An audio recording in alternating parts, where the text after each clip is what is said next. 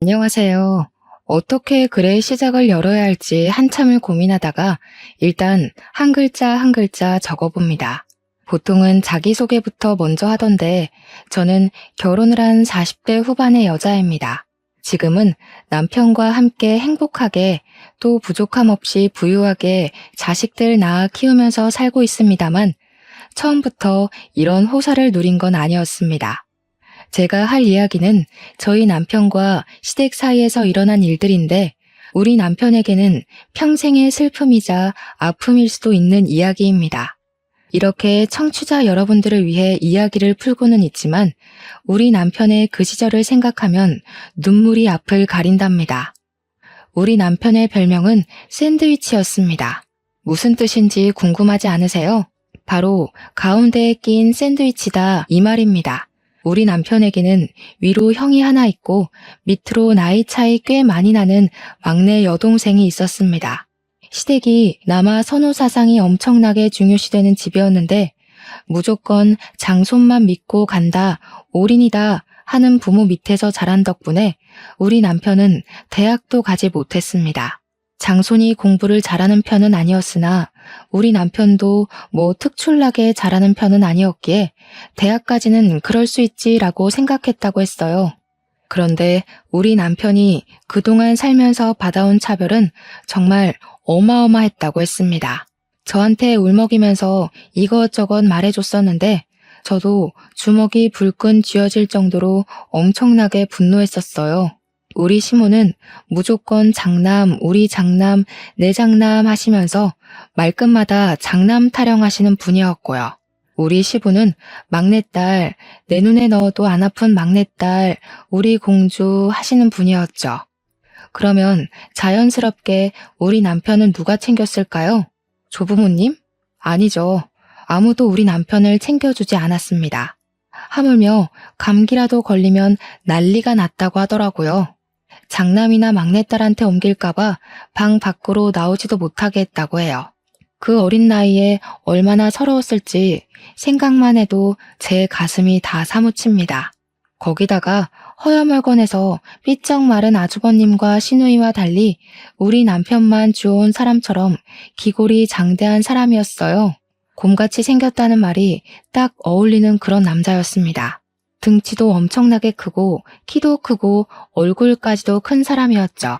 손도 크고 발도 크고 그래서 우리 남편 별명이 곰이었다고 했어요. 겨울에 두툼한 외투라도 입고 저녁에 돌아다니면 곰인 줄 알고 사냥당하겠다 하는 소리를 듣기 일쑤였대요. 우리 남편이 고등학교를 졸업하자마자 대학도 집에서 보내주지 않는다고 해서 일을 찾아 헤매다가 이건 딱 나를 위한 직업이다 하고 발견한 게 뭐였는지 아세요? 바로 경호업체 일이었습니다. 업체의 면적을 딱 보러 갔는데 우리 남편의 외형만 보고 바로 합격이라고 내일부터 출근하라고 했대요. 일단 몸이 정말 크니까 키가 190cm거든요. 위압감이 장난 아니라서 그런 건지 우리 남편 덩치를 보면 대드는 사람이 없을 정도였어요. 거기다가 얼굴도 솔직히 험악하게 생겼거든요. 남편이 누나를 한번 부라리면 그 어떤 사람도 말조차 붙이지 못하는 그런 인상을 가졌어요. 그런데 우리 남편의 생김새와 달리 가슴만큼은 상당히 순수한 남자였습니다. 의외로 순정파의 면모를 지니고 있는 반전이 가득한 그런 남자에게 어떻게 마음을 빼앗기지 않을 수가 있을까요? 저와 남편이 처음 만나게 된 계기는 사실 제 입으로 말하기 참으로 부끄러운 일이지만 익명이니까 용기를 내보겠습니다. 제가 우리 남편을 만나기 전에 만났던 전 남자친구가 좀 문제가 많은 그런 사람이었습니다. 요즘 말하는 데이트 폭력이라는 단어가 딱 어울리는 그런 사람이었죠. 그때 당시에는 제가 자존감도 많이 낮았던 상태였던지라 그냥 받아들였던 것 같습니다. 저에게 손찌검을 일삼는 그 남자에게서 도망을 가기로 마음을 먹고 결국에는 헤어지게 되었습니다. 그런데 그게 전 남자친구한테는 꽤 자존심이 상했던 모양인지 계속 저를 찾아와서 귀찮게 굴고 소리를 지르고 그랬어요. 그날도 실랑이를 벌이다 분을 참지 못한 전 남자친구가 저를 향해 손을 딱 올렸는데 그 순간 길을 지나가던 남편이 저를 구해준 거였습니다. 찌질함의 극치를 달리던 전 남자친구는 우리 남편의 등치를 보자마자 뒷걸음질을 치면서 저한테 새 남친이냐? 나쁜 년. 이러면서 도망을 가더라고요. 그냥 제 앞을 떡하니 막아주고 손 올리려던 걸 막아준 것뿐인데 바로 꼬리를 내리는 전 남자친구를 보면서 어이가 없었죠. 남편은 저를 보고 저 새끼 뭐냐고 물어보았고 저는 사실 남편의 그 얼굴과 말투에 쫄아서 모든 걸 다 이야기했습니다. 이야기를 쭉 듣던 남편이 어디 사느냐고 물어봤고 저기 앞에 주택에 산다고 하니까 남편도 자기 그쪽에 산다고 하더라고요. 무슨 일 생기면 연락하라고, 원래 저런 놈은 한 번에 나가 떨어지는 놈이 아니라고 자기가 도와주겠다고 휴대폰 번호를 알려주더라고요.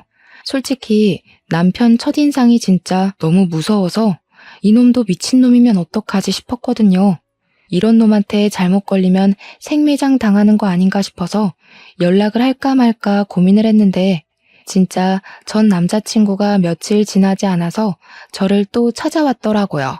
술에 완전히 취해서 나쁜 년이야, 넌 못된 년이야 하면서 발길질을 하려고 하길래 놀래서 남편을 불렀고 몇 번이고 귀찮은 기색 한 번 없이 찾아와 저를 도와주었습니다.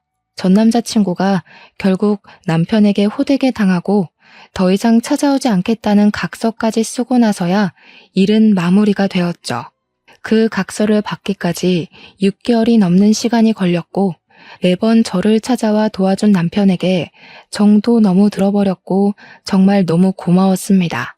자연스럽게 밥 한 끼 하자는 연락이 잦아지고 연애를 하게 된 것이죠. 그때 처음 알게 되었어요. 남편이 경호업체에 재직 중이라는 것을요. 어쩐지 싸움도 잘하고 힘도 세더라고요. 당시에 남편이 일하던 업체는 연예인들 경호도 전문으로 하는 그런 곳이었습니다. 예를 들면 콘서트 같은 걸 하거나 사인회 같은 거 할 때 연예인들을 보호하고 관중들을 통제하기 위해 쭉 가드들이 서 있잖아요. 그 역할을 하는 업체였어요. 그러니까 한마디로 든든한 백이 생긴 거나 다름없었죠. 콘서트 같은 경우는 티켓을 주기도 했지만 티켓이 없을 때는 남편이랑 같이 슬쩍 들어가서 몰래 스텝인 척 콘서트를 보기도 했어요. 물론 그러면 안 되는 걸 알면서도 좋아하는 연예인이 공연을 한다고 하면 어떻게 해서든지 보러 가고 싶은 게 사람의 마음이잖아요. 거기다가 일을 할 때 남편의 모습은 뭐랄까 정말 무섭기도 했지만 너무 든든해서 멋있어 보였거든요. 저는 남편이 일하는 모습을 보여줄 때가 가장 듬직하고 좋았어요. 거기다가 우리 남편이 엄청나게 쑥맥이었거든요. 그렇게 험상궂게 생겨서 시도 때도 없이 얼굴이 붉어지는 걸 보면 그렇게 귀여울 수가 없었어요. 연애하면서 모든 걸 저랑 다 처음 해보는 거라고 수줍게 이야기하는데 진짜 평생 함께하고 싶다 그런 생각이 들었습니다. 그런데 좀 의아한 부분도 있었어요. 연애를 하면서 남편이 단 한 번도 가족에 대한 이야기를 꺼낸 적이 없었거든요. 그래서 솔직히 저는 남편이 고아인 줄 알고 부모님 이야기를 꺼내면 안 되겠다, 어린 시절 이야기는 하지 말아야겠다 싶었습니다. 그런데 이야기를 듣다 보니까 또 고아는 아니더라고요. 부모님한테 연락 오는 걸 보고 저 혼자 얼마나 깜짝 놀랐는지 몰라요. 그때까지 고아라고 생각하고 있었거든요. 아무튼 저한테 가족에 대한 이야기를 꺼내지 않는 이유가 뭔가 따로 있겠지라고 생각만 했죠. 외동아들인데 부모님이 시골에 가 계신가 싶기도 했고 아무튼 프로포즈를 받고 나서야 알게 되었습니다. 형도 있고 나이 차이가 나는 여동생도 있고 부모님 두 분이 멀쩡히 살아서 저희 집 근처에서 같이 살고 있었다는 사실을요. 아무튼 프로포즈를 받고 결혼을 준비하는 과정에 있어서 우리 집에 인사를 드리러 오게 되었죠. 우리 부모님께서 남편의 첫인상을 보고 너무나도 식겁을 하시는 거예요. 제가 부끄러울 정도로 놀라셨는데 남편 눈치가 보이더라고요. 그런데 남편은 익숙하다는 듯이 진지하게 저와의 결혼을 허락받고 싶어서 왔다고 말씀을 드렸습니다. 아빠는 술을 한잔 하자고 하시더니 남편과 이야기를 나눠보시고는 사람이 진국이라고 우리 딸 믿고 맡길 수 있을 것 같다고 하셨습니다. 저희 부모님의 예상치 못한 환대에 기분이 좋아져서 우리는 시댁에도 빠르게 인사를 드리러 갔습니다. 결혼하고 싶다고 인사를 드리러 가면서 한우도 최상급으로 한아름 싸들고 갔어요. 그런데 시댁에서 그러는 거예요. 아직 장남이 결혼을 못해서 둘째부터 결혼을 시킬 수가 없다고요. 무조건 장남이 먼저 가야 한다고 장남 타령을 하시는데 제가 얼마나 어이가 없었는지 몰라요. 그래서 그랬죠. 아주버님 언제 결혼하실 건데요? 하니까 아직 만나는 여자도 없는데 무슨 결혼을 하겠냐고 심드렁하게 대꾸를 하시는 겁니다. 그러면 도대체 우리는 언제 결혼을 하라는 이야기인지 진짜 답도 없다고 생각했습니다. 그래서 일단은 결혼이 미뤄진 채로 6개월이라는 시간을 그냥 허비하고 말았습니다. 우리 집에서는 사위나 다름없이 생각하고 있었기 때문에 시댁에서보다 더 챙겨주시면서 시간을 보내고 있었고요. 근데 문득 아버지께서 궁금하셨나 봐요. 당장 내일이라도 결혼식장 들어갈 것처럼 굴어놓고 왜 준비도 안 하고 시간을 버리고 있냐고요. 그래서 제가 그냥 장남인 아주버님이 결혼을 해야지만 우리가 결혼할 수 있대 하고 대답을 하니까 아빠가 딱 그러시는 거예요. 자네 혹시 집안에서 차별을 받고 자랐나? 이렇게 물어보셨어요. 그러니까 우리 남편이 갑자기 닭똥 같은 눈물을 쭉쭉 흘리는 게 아니겠어요? 저랑 부모님 모두 다 놀래서 남편을 막 위로해 주었어요.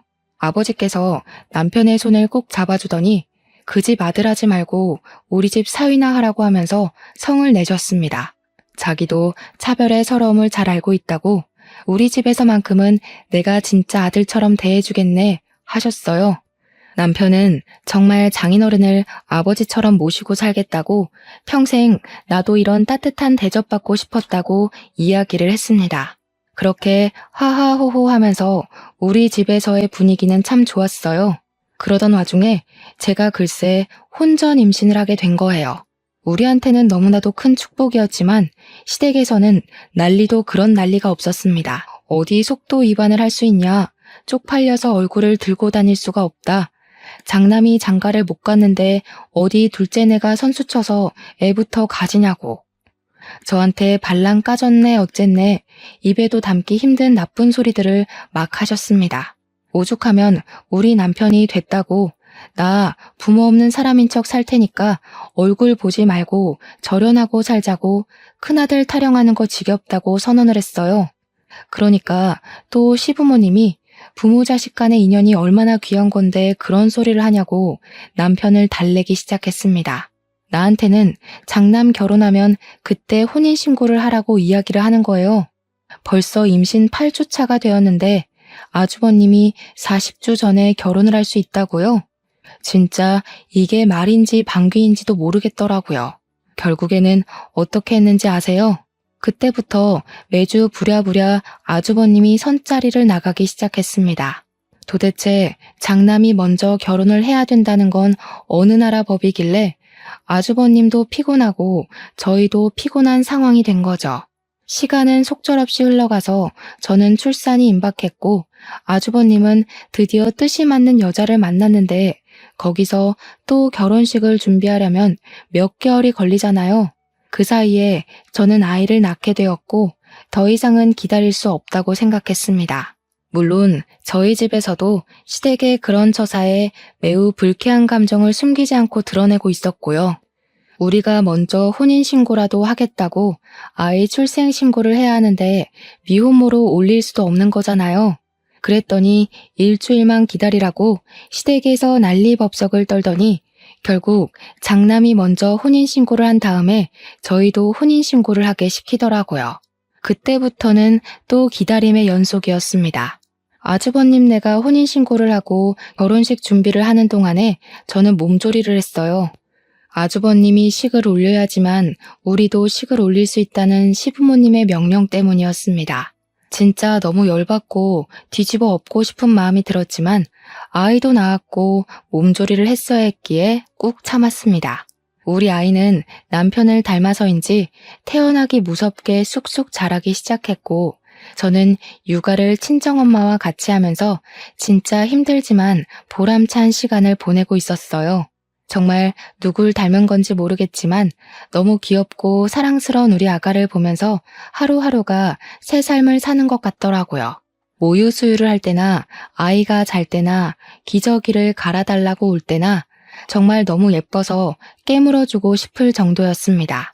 아이가 다칠까봐 겁이 나서 손톱 하나 제대로 깎아주지 못하는 남편을 보면서 속으로 얼마나 웃었는지 몰라요. 그렇게 행복한 나날을 보내고 있었는데 아주버님의 결혼식 날짜가 잡혔다는 이야기를 시댁으로부터 전해 들었습니다. 저희 보고도 결혼식 날짜를 슬슬 정하라고 상당히 인심 쓰듯이 이야기를 하시더라고요. 그러면서 장남이 결혼하고 얼마 되지 않아 차남이 결혼하는 거니까 간소하게 식을 올렸으면 좋겠다고 요구를 하셨습니다. 이미 애도 낳고 살고 있는데 결혼식이라는 게 중요하면 얼마나 중요하겠냐고 하시는 거예요. 그러는 아주버님은 호텔에서 아주 호화롭고 성대한 결혼식을 준비하고 계셨거든요. 여기서 더 충격적인 것은 아주버님의 결혼식 날짜가 우리의 돌날이랑 딱 겹치는 겁니다. 놀래서 시모한테 전화를 걸어서 어머님, 그날 우리 아이 첫 돌 행사를 한다고 말씀드렸잖아요. 했어요. 그랬더니 관심도 없었다는 목소리로 그랬니? 일주일 미뤄 하고 전화를 끊어버리시는 겁니다.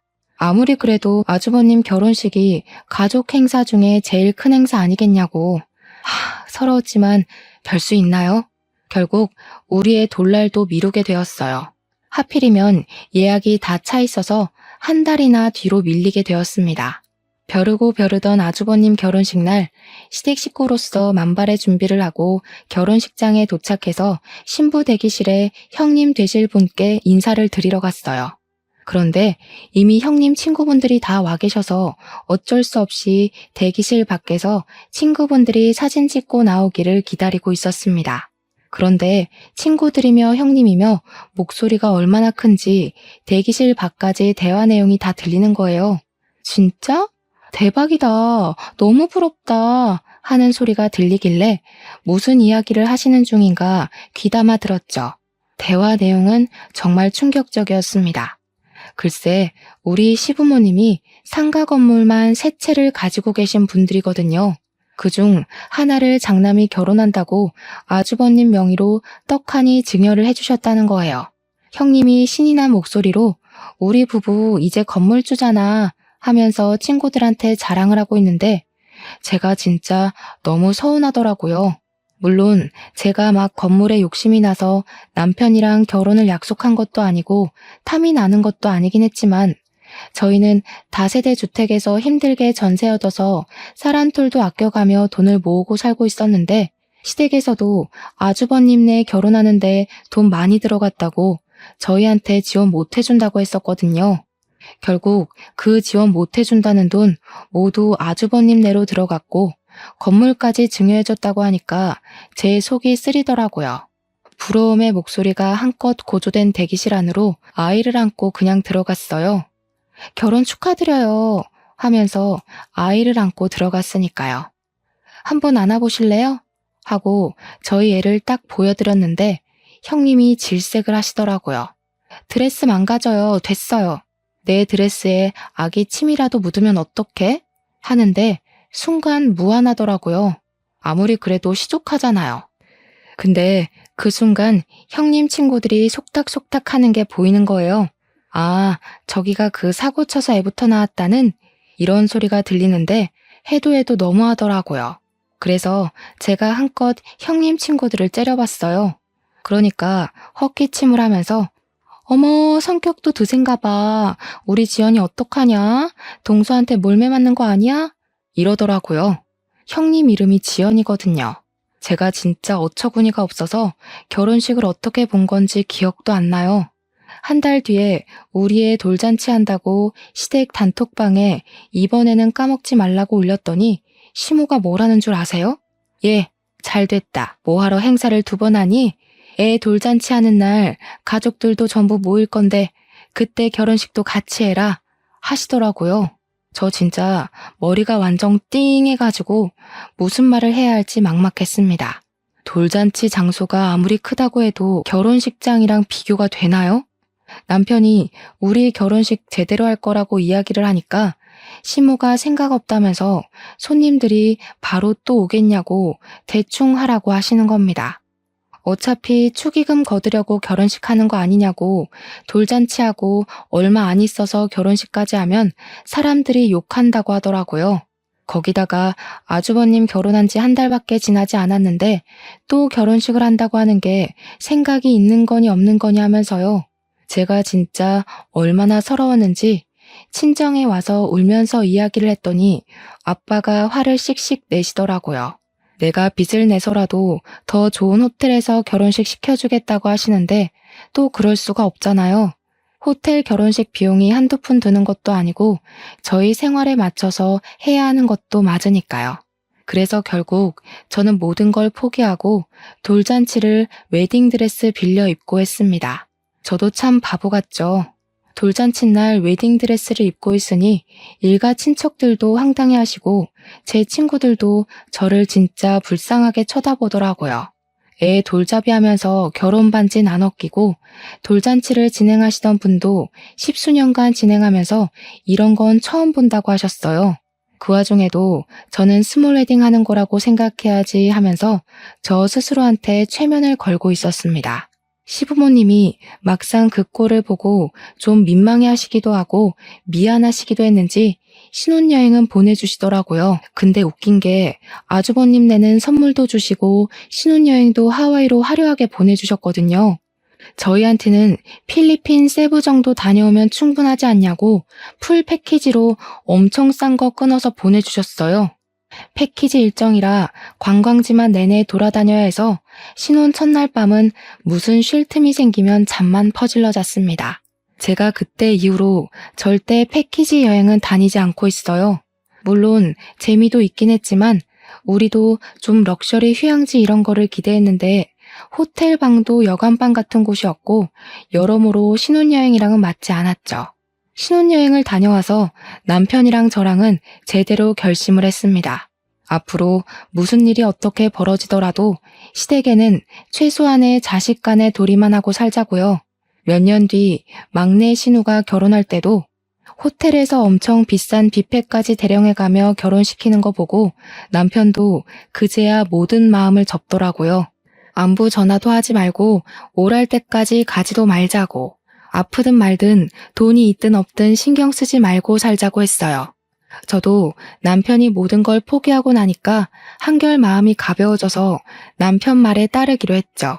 더 웃긴 건 뭔지 아세요? 막내 신우한테도 건물을 한 채 증여해줬다는 겁니다. 우리 남편한테만 쏙 빼놓고 건물 3채 중에 2채를 자식들에게 증여를 한 거죠. 우리 남편 입장에서는 얼마나 짜증나고 서러웠겠습니까?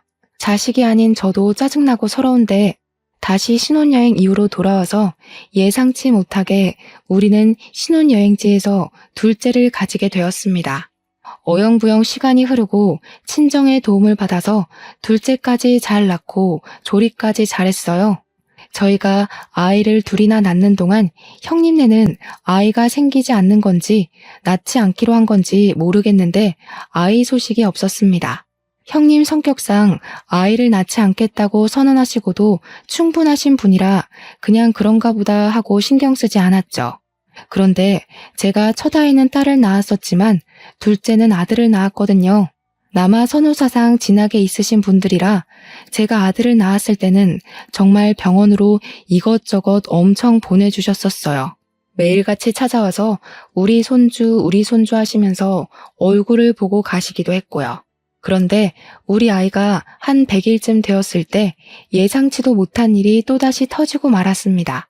시댁에서 오랜만에 호출이 왔기에 갈까 말까 고민하다가 둘째는 예뻐해 주셨기에 아이를 데리고 갔거든요. 그런데 시모가 저를 보면서 엄청나게 근심 걱정이 가득한 얼굴로 이야기를 하시더라고요. 예, 첫째 내가 글쎄 불임은 아닌데 임신이 좀 힘들다고 하더라. 우리 장남이 아이를 낳아야 내가 조상님들께 면이 서는데 말이야. 에휴, 거기다가 첫째 며느리가 글쎄 애 낳으면 몸매가 망가진다고 출산을 거부하는 모양이더라고. 어머님 속이 많이 상하시겠네요. 장남이 대를 이어야 한다고 계속 말씀하셨잖아요. 그렇지. 그래서 말인데 너네 둘째가 아들이잖니? 얘를 우리 장남이 키우는 건 어떨까 싶은데. 처음에 어머님이 무슨 말씀을 하시는 건지 몰라서 눈만 동그랗게 뜨고 있었어요. 알고 보니까 우리 둘째는 아주버님네 입양을 시키자는 이야기였습니다. 저는 너무 어이가 없고 놀랍고 저런 생각을 할 수 있다는 거에 기겁을 해서 어머님 정신 나갔어요? 하고 소리를 질렀어요. 아니, 이게 말이나 되는 소리예요? 제 아들을 지금 누굴 줘요? 시부모한테 정신 나갔어요는 어디서 배워먹은 말버릇이야? 내가 뭐 남주자고 그랬어? 너네가 낳은 거야 잘 알지. 그런데 키우는 건 큰애네가 하자는 거 아니냐? 그래, 아무래도 장남네가 아들을 키워야 면이 서지 않겠니? 너도 잘 생각해봐라. 걔네 건물만 2채나 가진 부자야. 우리가 첫째 결혼하고 나서 장남한테도 한 채, 맏며느리한테도 한 채 나눠주지 않았니? 건물 3채 있던 것 중에 2채만 증여한 줄 알았더니 채채를 모두 증여했던 것이었습니다. 아주버님네 2채, 시누이네 1채요. 그 이야기를 아무것도 주지 않은 둘째 며느리인 저한테 당당하게 이야기를 하시는데 평소에 얼마나 우리 남편을 무시했으면 저런 소리를 뻔뻔하게 할까 싶었습니다. 저는 정말 머리가 획가닥 돌아버리는 듯한 느낌을 받았어요. 저한테 계속 돈 많은 부모 가진 게 얼마나 덕인 줄 아냐? 너네 아들도 장남네 집에 입양되면 기뻐할 거다 하면서 말도 안 되는 소리로 저를 설득하시는 겁니다. 제가 그 말에 당연히 넘어갈 거라고 생각했는지 너네한테도 내가 섭섭지 않게 돈을 좀 줄게 하시는데 너무 열이 받았습니다. 지금 우리 남편한테는 한 채도 주지 않으시고 아주버님과 시누이만 챙기신 주제에 저보고 10달을 품어 낳은 아들까지 아주버님네로 입양시키자는 게 말이에요? 우리 남편은 무슨 사생아입니까? 밖에서 나온 자식이라서 챙기질 않는 거예요? 그렇게 이야기를 하니까 시부모님이 아주 학을 떼면서 무슨 소리를 하는 거냐고 우리 둘째도 자기 배 아파 낳은 아들이라는 겁니다. 그러면서도 부잣집에서 태어난다는 게 얼마나 축복인 줄 아냐고 아들 하나 더 낳으면 되는 거 아니냐고 둘째네는 형님네 입양을 시키재요. 그래서 제가 그랬죠. 이거 아주버님네도 동의한 거 맞냐고요. 형님이 결혼식 날 우리 애 한번 안아보시라고 이야기하니까 침 떨어져서 싫다고 하셨던 사람이라고. 그랬더니 시모가 자기들도 생판 남 입양하는 것보다야 자기 핏줄 입양하는 게 낫다고 하더라 하시는 거예요. 그러니까 한마디로 우리 남편과 저의 의견을 빼놓고 자기들끼리 이미 입을 다 맞춘 상태였다는 거죠. 입양 절차도 다 알아봤으니까 손 쓸 거 하나도 없다고 애만 두고 가라는데 열받아서 눈물이 다 나더라고요. 애 절대 못 준다고 앞으로 우리한테 연락하지도 말고 찾아오지도 말라고 했습니다. 경찰에 신고할 거라고 접근 금지라도 받아오겠다고 하면서 여태까지 그렇게 사셨듯이 둘째 아들 없는 셈 치고 사셔라 했어요. 출근한 우리 남편에게 울면서 전화해서 이 모든 이야기를 해주니까 남편이 당장 시댁으로 찾아가겠다고 난리를 치더라고요. 그날 저녁에 퇴근하고 시댁에 가서 한바탕 남편이 뒤집어 엎고는 집으로 돌아와서 제 손을 꼭 잡아주었습니다. 저도 배신감을 느끼고 아파하는 남편을 위로해 주었죠. 그날 이후로 완벽하게 절연이라면서 남편이 휴대폰 번호도 바꿔버리고 저도 완전히 시댁 번호까지 싹 차단해버렸어요. 그렇게 몇 개월이 더 지난 어느 날 남편네 경호업체 대표가 남편에게 할 말이 있다고 불렀다고 하더라고요. 남편이 거의 초창기 멤버이고 남편만큼 오래 그 업체에서 일한 사람이 없었기에 남편은 은근히 긴장한 상태로 대표를 만나러 갔습니다. 근데 대표가 그랬대요. 자기 이민 가서 자식들이랑 오순도순 살아보고 싶다면서 업체를 맡아서 키울 생각이 있냐고요. 권리금을 조금만 받고 사업체를 아예 남편 이름으로 넘겨주고 싶다고 했다는 겁니다. 오랜 시간 지켜본 결과 남편만큼 사업체에 대한 이해도도 높고 운영을 잘할 사람이 없을 것 같다는 이유였어요. 남편은 처음에 대표직을 맡고도 이민 가서 살아라. 내가 여기서 현장을 돌보겠다 했는데 대표님이 거절했대요. 한국에 나오고 싶은 생각도 없고 굳은 일 맡겨놓고 혼자 태평하게 살 위인이 못 된다고요. 남편은 업체를 인수하고 싶어 했고 꽤 자리가 탄탄한 업체였기에 포기하기엔 아쉬웠던 거죠. 영혼까지 모은 돈을 다 끌어모아도 권리금을 다 모으기엔 4,500만 원 정도가 비었어요. 추가 대출도 안 되는 상황이었고 결국 막다른 골목 끝에 몰린 저희는 시댁에 연락을 하게 되었습니다. 4,500만 원이 필요하니까 형이랑 형수한테 건물 준 거 더 이상 치졸하게 굴지 않겠다. 그 돈만 빌려달라고 했어요. 그랬더니 시모가 그럼 너네 둘째 아들 내놔 이러더라고요. 형수도 입양해서 키우고 싶다고 했다고 남편이 열받아서 당신은 내 엄마도 아니라고 내가 실수했다고 하면서 전화를 끊고는 우리 친정에 가서 아빠를 붙잡고 남편이 엉엉 울더라고요. 제 앞에서는 잘 울지도 않는 남편이 우리 아빠만 붙잡고 우는 걸 몇 번이나 보는지 모르겠네요. 사정을 들은 아버지께서 자기가 4,500만 원 어떻게든 구해다 주겠다고 하셨고 남편은 2배로 불려드릴 거라고 했어요. 사기꾼 같아 보이는 말이었지만 우리 남편의 우직함을 믿고 아버지는 노후 자금을 깨서 4,500만 원을 마련해 주셨습니다. 남편은 사업체를 물려받게 되었고 경호업체를 운영하면서 사람만 많아서 될 것이 아니라며 감시 체계를 확실하게 설립하자고 했다더군요. CCTV 보안 쪽도 함께 하면서 도청이나 몰카 같은 걸 찾아내는 신식 기계까지 도입을 해서 운영을 했습니다. 그러다 보니 예전에는 사람만 경호하던 업체였는데 점점 기업이나 기업 수장들의 집까지 관리를 하는 큰 업체가 된 거죠. 완전히 비밀스러운 1:1 보안업체 같은 회사로 자리를 잡았다고나 할까요? 경매 같은 것이 열릴 때에도 우리 남편 업체로 직접 연락이 와서 고가의 상품 경호를 맡기기도 했습니다. 한마디로 대박이 터지게 된 거죠. 그게 우리 남편의 사업체를 운영한 지 3년 만에 일궈낸 성과였습니다. 그렇게 바쁜 3년을 보내는 동안 시댁에서도 큰 변화가 한 가지 일어났어요. 형님이 시모의 압박과 핍박, 구박을 이겨내지 못하고 결국 출산을 하게 된 것이었습니다. 시험관 6차 만에 겨우겨우 힘들게 얻어서 임신 기간 내내 바깥 구경 한 번 못하고 꼼짝없이 누워서 지낸 형님인데 결국 딸을 출산하는 바람에 시댁에서 난리가 났다고 하더라고요. 시모가 형님한테 엄청 난리를 치면서 당장 둘째를 가지라고 했대요. 형님은 애 하나 낳는 것도 얼마나 힘들게 낳았는데 둘째를 가지라는 소리를 할 수 있냐고 자기가 애 낳는 기계냐고 완전히 냉기 철철이고요.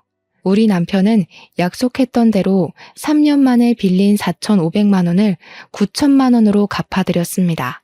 아빠는 2배는 농담 아니었냐면서 원금만 갚으라고 했지만 남편이 이 돈 모으려고 3년 걸렸다며 이자라고 생각하고 받아달라고 했죠. 4,500만 원이었으면 진즉 갚았을 거라고 장인어른 덕분에 사업체가 커지고 발전할 수 있었다고 평생 감사하며 살겠다고 했습니다. 우리 아빠는 눈시울이 붉어지고 이런 사위 얻어서 행복하다 하셨고 남편은 평생 친아버지처럼 모시고 살겠다고 했죠. 둘이 부둥켜 안고 눈물 샤워를 하는데 엄마랑 저랑 그걸 보고 좀 황당해했어요. 둘이 너무 애틋하니까 저랑 엄마랑 끼어들 틈이 없더라고요. 여기서 글이 마무리가 된다면 너무 허무하겠죠? 진짜 재밌는 이야기를 시작할게요. 그렇게 시간이 흐르고 저희는 절연한 상태로 지내고 있었는데 어느 날 뜬금없이 신우한테도 연락이 온 겁니다. 우리 신우도 건물을 한 채 받았었다고 이야기했었잖아요. 근데 신우가 연락이 와서는 저한테 둘째 언니네도 건물 한 채 받았지? 그거 시세 얼마야? 하더라고요. 아주버님네가 2채를 다 받았다는 사실을 전혀 모르는 것 같았습니다.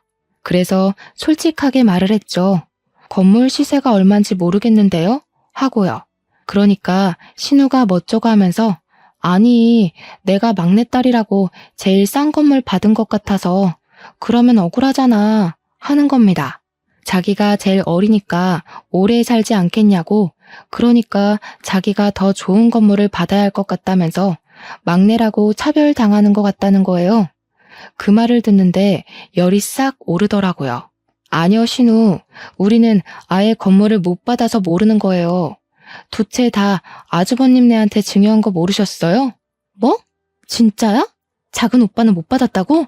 제정신 아니야? 저한테 건물 더 좋은 거 있으면 바꾸자고 할 생각으로 전화한 것 같던데 형님네가 두 채 다 가졌다고 하니까 태도 싹 바뀌어서 난리더라고요. 사람 욕심이 끝도 없다더니 신우도 똑같은 속물인 거죠. 저희는 저희 능력대로 잘 먹고 잘 살고 있어요. 혹시 형제들끼리 재산 싸움 하실 거면 저희는 빼주세요. 그이도 시댁이랑 절연 선언한 마당에 건물이 무슨 소용이 있겠어요? 저희 그거 필요 없어요. 남편이 잘 나가는 사업자 대표인데 한 달에 버는 수익이 그깟 3층짜리 상가 건물보다 훨씬 좋은걸요. 건물 같은 거 하나도 아쉽지 않았습니다. 그랬더니 신우가 혹시라도 저희가 뭐 하나 더 받은 게 있을까봐 꼬치꼬치 캐묻더라고요. 혹시 둘째 언니 지금 사는 집 말이야. 그 아파트 우리 엄마가 해준 거야? 아니요. 저희가 벌어서 산 건데요. 시댁에서 이런 한 푼 도움받은 거 없으니까 눈독 들이실 것도 없어요. 작은 오빠가 그렇게 잘 번다고?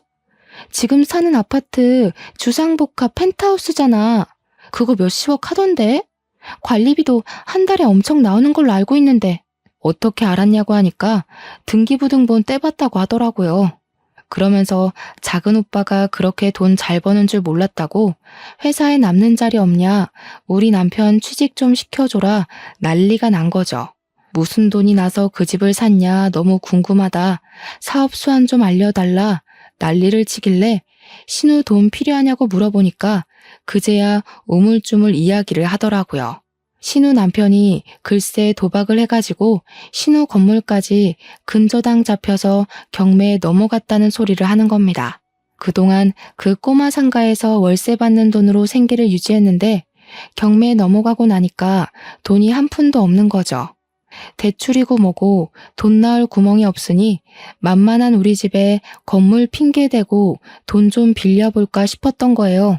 그래서 우리 집 등기부등본 떼보니까 펜트하우스 엄청 비싼 집이 나오니까 시부모가 준 돈에서 나왔겠구나 싶었던 거죠. 돈 좀 뜯어가려고 했는데 우리 남편이 벌어서 산 집이라고 신우한테 줄 돈 없다고 시댁에 가서 말하라고 하니까 당황했나 보더라고요. 그렇게 우리 공주 하면서 예뻐해줬던 시부한테 말해서 돈 받으라고 하고는 끊어버렸습니다. 남편에게도 이야기를 해주고는 신우 전화 받지 말라고 했어요. 차단까지 눈앞에서 싹 하고는 평화롭게 지내고 있었는데 며칠 지나지 않아서 형님한테로 연락이 온 겁니다. 시댁에서 얼굴 좀 보고 이야기 좀 하자길래 제가 왜요? 하니까 손윗사람이 부르는데 어디 말대꾸냐고, 어차피 저희도 더 이상 수그러들 필요 없으니까 남편이랑 같이 시댁에 찾아갔습니다. 신우가 뱉어놓은 말도 있고 상황이 궁금하기도 했거든요. 애들은 친정 부모님께 부탁드리고 남편이랑 룰루랄라 손잡고 시댁에 갔어요. 신우랑 형님네랑 다 와 있더라고요. 시부모도 슬쩍 눈치 보면서 서로 할 말은 있는 것 같은데 입을 열지 않길래 제가 먼저 물꼬를 텄죠. 제가 먼저 이야기할게요. 저희는 시댁에서 지원받은 거 하나도 없으니까 재산 분할 싸움에 빼주세요. 먼저 요구할 만한 재산도 없고 우리는 이만 가보겠습니다. 아니 동서, 가긴 어딜 가? 동서가 신우한테 이야기했어? 우리가 건물 두 채 받았다고? 네. 그거 시부모님이 알려주신 건데요. 왜요? 신우는 알면 안 돼요? 아니, 이건 불공평하지. 첫째라고 건물 두 채 주는 게 어딨어? 막내라고 신우는 하나 챙겼잖아요. 샌드위치 우리 남편은 하나도 못 챙겼는데. 그리고 그 건물 주인 찾는다 치면 우리 거지 신우 거는 아니잖아요. 나 정말 죽게 생겼다니까. 2억만 해달라고 2억. 형님, 신우한테 2억 해줘요. 20억짜리 건물 가져갔으면 10%는 해줄 수 있잖아. 우리도 그 건물 없어. 남편이 사업한다고 건물로 대출받았다가 다 날려먹었단 말이야. 아니 그게 무슨 소리야? 무슨 소리긴요. 그이가 사업한다고 건물로 대출받았다가 다 날려먹고 하나 남은 건물도 곧 넘어간다고요. 그 소리에 시부모님은 거의 뒤로 넘어가셨습니다. 야, 이 녀석들아. 우리가 평생을 읽어서 산 건물을 나눠줬으면 잘 쓸 생각을 해야지. 터무니없는 짓을 벌여서 다 날려먹어? 그러니까 신우랑 형님이랑 줬으면 장땡이지 뭘 참견을 하냐고 싸우더라고요. 저랑 남편은 그냥 강 건너 불구경했죠. 그러니 시모도 체념한 듯 너네 빚이니까 너네 알아서 하라고 하시더라고요. 신우랑 아주버님이랑 둘 다 난리가 났는데 저희는 그러든지 말든지 안녕히 계세요 하고 나왔습니다. 그렇게 6개월이 더 지났어요. 6개월 동안 물론 신우고 아주버님이고 할 거 없이 집에 찾아와 남편 회사 찾아와 돈 좀 빌려달라고 어깃장을 놓고 난리를 쳤죠. 우리 남편은 당연히 딱 잘라서 거절했고요. 어느 날 집에 엄마랑 같이 아이를 보고 있다가 시부모님이 찾아와서 깜짝 놀랐습니다. 그런데 둘 다 짐을 한아름 싸들고 온 거 아니겠어요? 남편 없는 거 확인하더니 저한테 우리 여기서 좀 지내자. 집도 넓고 좋네 하면서 방을 막 이리저리 뒤지는 겁니다. 우리 딸은 시댁에 어릴 때 간 것 빼고는 간 적이 없어서 시부모한테 누구세요? 이러고 있더라고요. 시부모가 내가 너희 할머니 할아버지야 하는데 우리 딸이 우리 친정 부모님이 할머니 할아버지라고 하더라고요. 시부모 얼굴 썩어가는데 할 말은 없고 자업자득이었죠. 저는 시부모한테 우리 집에 당신들 누워서 잘 방 없다고 나가라고 했더니 시부모는 네가 이러니까 이쁨 못 받은 거라고 난리를 쳤습니다. 더 이상 자기들 오갈 데 없다면서 죽이 되든 밥이 되든 여기 있을 거라고 하니까 우리 엄마가 아빠랑 남편에게 바로 호출을 했더라고요. 양심도 없지. 여기가 어디라고 찾아와서 행패를 부립니까? 쪽팔린 줄도 모르고. 그런데 진짜 사이다는 우리 남편이었습니다. 남편이 업체 직원들을 데리고 집으로 온 거예요. 경찰까지 불러서요. 남편이 새로 보안 시큐리티를 운영하면서 경찰이랑 협업을 하고 있었거든요. 경매나 국보 같은 거 경호할 때도 있어서요. 시부모 양팔을 떡하니 잡더니 짐까지 다 들어서 직원들이 시부모를 집 밖으로 내쫓더라고요. 시부모는 이게 무슨 짓이냐고 제가 우리 아들이라고 하는데 남편이 그랬어요. 나 부모 없다니까? 우리 애를 4,500만 원에 팔아넘기라고 했을 때 절연했잖아. 지난번에 혹시나 반성하는가 싶어서 우리 부른 건 줄 알았더니 사과 한마디 없었잖아. 당신 애들 같은 부모 없어 나는. 그러니까 알아서들 사쇼. 결국 첫째가 우리 집까지 홀라당 해먹었다. 우리가 갈 곳이 없어. 걔가 그렇게 마이너스의 손일 줄 알았겠니? 이럴 줄 알았으면 너를 챙기는 건데. 경찰관님, 고생 좀 해주세요. 이 사람들 주거 침입으로 넣어주시고요. 시부모 표정이 정말 허옇게 질린 와중에 저는 딸한테 저분들한테 인사드려 예의는 차려야지 했어요. 우리 딸이 네 안녕히 가세요 하더라고요. 저는 문 닫아버렸고요. 한참을 집 앞에서 경찰이랑 실랑이를 하는 것 같았던 시부모는 결국 경찰차를 타고 사라졌습니다.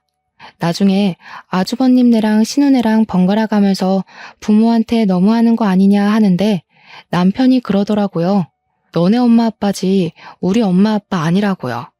우리 엄마가 속이 시원하긴 한데 그래도 마음이 편하진 않다고 하니까 아빠가 그러더라고요. 차별이라는 게 얼마나 서러운 건지 몰라서 하는 소리라고. 이제 와서 저러는 거 뭐가 좋다고 받아주냐고 절대 받아주면 안 된다고요. 남편 보고 술이나 한잔하자고 하시더니 둘이 열심히 앞으로 삶을 어떻게 살 것인가에 꽂혀서 이야기를 나누시더라고요. 저는 우리 남편의 모든 결정을 지지하고 응원하기로 마음먹었습니다. 부모 자식 간의 연을 끊는다는 게 정말 힘든 일인지 알지만 남편의 결심을 흔들지 않으려고 해요. 제 이야기 어떠셨나요? 재미있으셨죠? 저도 앞으로 사이다 마실 날만 가득하길 바라고 있습니다. 오늘도 좋은 하루 보내시길 바라면서 제 사연은 여기서 마치도록 하겠습니다.